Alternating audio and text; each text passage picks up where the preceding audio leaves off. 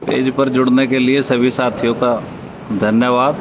आज हमें गाजीपुर बॉर्डर पर, और गाजीपुर बॉर्डर पर बंगाल चुनाव के बाद उत्तर प्रदेश में जो पंचायत चुनाव हुए हैं, और पंचायत चुनाव में जो किसान आंदोलन का स्पष्ट असर देखने को मिला है, उस पर राकेश टिकैत जी की प्रतिक्रिया जानना बहुत ही आवश्यक है। आज आपको अवगत कराते हैं राकेश टिकैत जी से, और जो बंगाल में जिस तरह से बहुमत मिला है ममता बनर्जी को, और उसके बाद दूसरा जो झटका उत्तर प्रदेश के पंचायत चुनाव में लगा है, भारतीय जनता पार्टी अगर दलीय स्थिति में देखे तो खिसक कर दूसरे नंबर पर आई है सत्ता में रहते हुए भी। इन पर राकेश टिकैत जी हमारे साथ हैं। अब हम राकेश टिकैत जी से जानते हैं कि क्या कहना चाहेंगे। जी टिकैत साहब, जो बंगाल में जो हुआ वो पूरे देश की एक नाराजगी थी। वो किसानों की नाराजगी थी, देश के नौजवान की नाराजगी थी, जो देश का दलित है, देश का आम वर्ग है, देश का किसान है, ये पूर्ण रूप से उसकी नाराजगी थी। और जो संयुक्त मोर्चे के लोग वहाँ पे गांव-गांव गए और उन्होंने वहाँ पे मेहनत करी, तो उसका रंग वो दिखा। वहाँ पे बीजेपी को हार हुई और वहाँ पे जो ममता बनर्जी है उसकी वहाँ पे जीत हुई। तो ये एक किस्म से संयुक्त मोर्चे की, किसान की और देश की आम जनता की जीत वहाँ पे है। यही हाल उत्तर प्रदेश के चुनाव में रहा, जो पंचायत के चुनाव है या प्रधानी के चुनाव है, उसमें भी यही है कि बहुत करारी हार बीजेपी की हुई है और बहुत जगह धोखाधड़ी से इन्होंने अपने लोग जिताए। पूरा पुलिस प्रशासन का पूरा मिसयूज करा गया, लोगों को जबरदस्ती हराया गया। जो जीते हुए कैंडिडेट थे उनको हराने का काम करा गया। उसके बावजूद भी बहुत बुरी हालात है।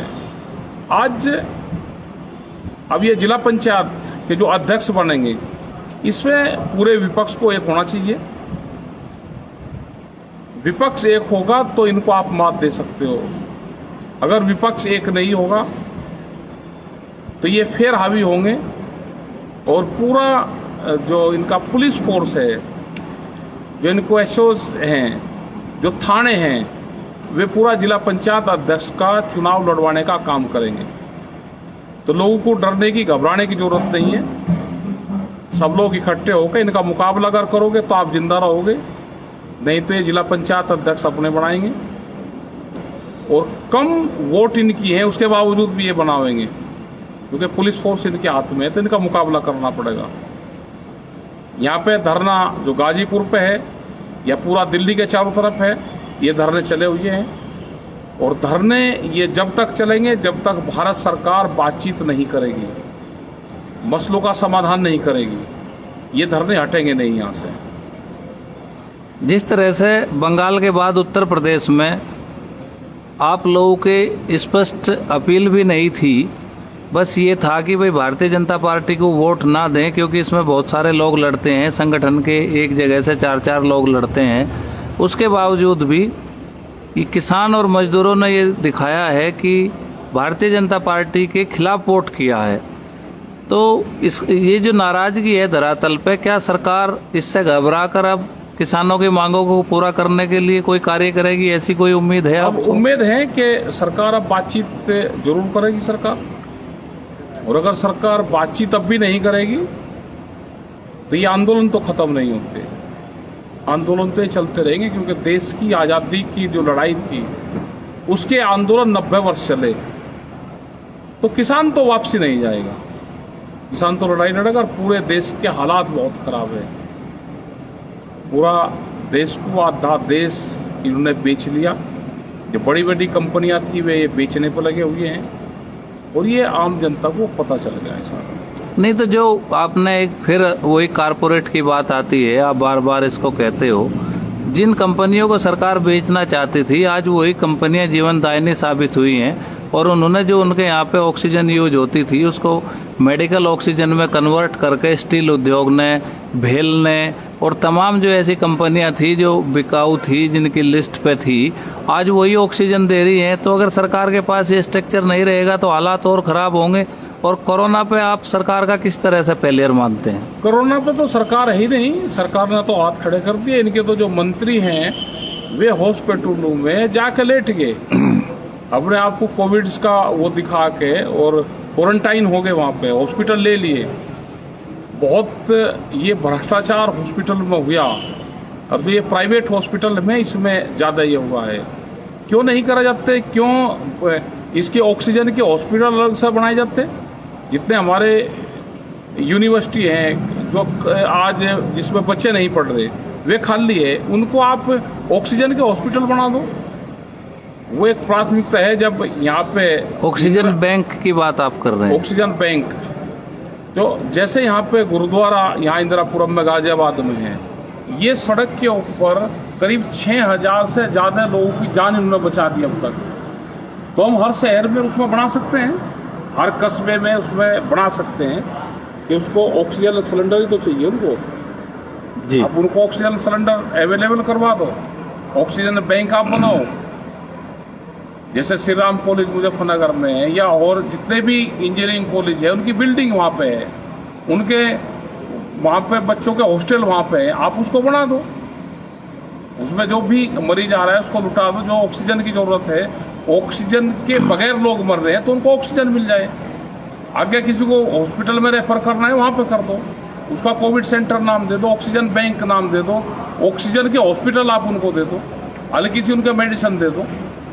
तो ये दे सकते हैं, लेकिन सरकार हाथ खड़े करके और सरकार पब्लिक को बीच में छोड़ के भाग गई है। अच्छा, तो आपका इस सरकार को देखना चाहिए क्या इस तरह की सरकारें होती है। आपकी मंशा ये है कि अगर किसी को सांस नहीं आ रहा तो आते ही उसको पहले ऑक्सीजन मिल जाए, दे दो उसको। इस तरह के हॉस्पिटल बनने चाहिए, हॉस्पिटल बन जाए। उसमें कुछ नहीं करना। आप यहाँ पे दे रहे हैं, आप उससे एक सिलेंडर से, जैसे अब भी दे रहे हैं, एक सिलेंडर से 20-20 बेड को आप दे सकते हो। एक सिलेंडर से 20 आदमी की जान बच सकती है। 1 घंटे में एक सिलेंडर खत्म नहीं होता। उसमें उनको दवाई की भी आप जरूरत नहीं है, वे ठीक हो जाते हैं। ऑक्सीजन लेवल बढ़ जाएगा, उनको घर भेज दो, डिस्चार्ज कर दो। अभी एक बात और सामने आई है कि जो दूसरे देशों से मदद आ रही है वो जहाज भरे हुए एयरपोर्ट पर खड़े हैं और उनमें ऑक्सीजन जनरेटर हैं और तमाम इक्विपमेंट है, किट हैं, वैक्सीन वॉल्व हैं, और केवल वो इसलिए खाली नहीं हो पा रहे कि भारत सरकार ने अब तक कोई पॉलिसी डिसाइड नहीं की है। अमेरिका ये चाहता है कि सभी राज्यों को समान रूप से चीजें मिलें और वो पॉलिसी भारत सरकार से मांग रहा है, क्योंकि उसको अब लगता है कि अमेरिका को भी देश की सरकार पे विश्वास नहीं रहा और उसका ये कहना है कि अगर आपने बिना पॉलिसी के दिया तो भाजपा शासित राज्यों की ही मदद होगी। तो उसने एक प्लान मांगा है और पिछले 25 तारीख अप्रैल को लास्ट जहाज आया था, उसके बाद मदद नहीं पहुंच पा रही है। तो इसके बारे में आप क्या कहना चाहेंगे? मोदी सरकार क्या पूरा विश्वास खो चुकी है? नहीं, पूरा विश्वास खो चुकी है। बाहर से कुछ चीज आ रही है तो कहाँ मदद मिल रही है, कहाँ सामान जा रहा है? मतलब एक ऑक्सीजन और ऑक्सीजन किट भी नहीं बढ़ रही। जो कोविड की हल्की दवाइयाँ थी वो भी आम मरीजों तक नहीं जा रही और बहुत इलाज लोग अपने घरों पर कर रहे हैं। उसको दवाइयाँ आप फ्री दे दो, दवाइयाँ नहीं मिल रही, इंजेक्शन नकली मिल रहे हैं। जो मॉनिटरिंग सिस्टम था वो भी पूरा फेल है, जो अधिकारी थे वे भी छुप रहे हैं। तो इस पे सरकारों को काम करना चाहिए। और जो वॉलंटियर्स का जो काम है, भारतीय किसान यूनियन के लोग और भी स्वयंसेवी संगठन है, वे काम करना चाहते हैं। अगर सरकार गाइडलाइंस देगी तो उस पर काम करेंगे।